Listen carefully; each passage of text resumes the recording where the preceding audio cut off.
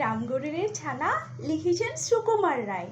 রামগরুরের ছানা হাসতে তাদের বানা, হাসির কথা শুনলে বলে হাসবো না না না না।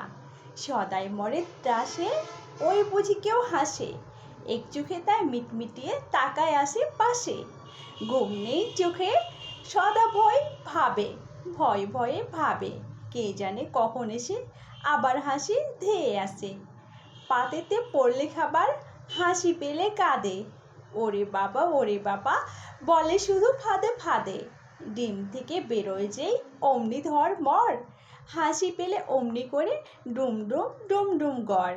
হাসির আওয়াজ পেলে ভয়তে ধর ফর, আকাশ পানে চেয়ে বলে ওরে বাপ।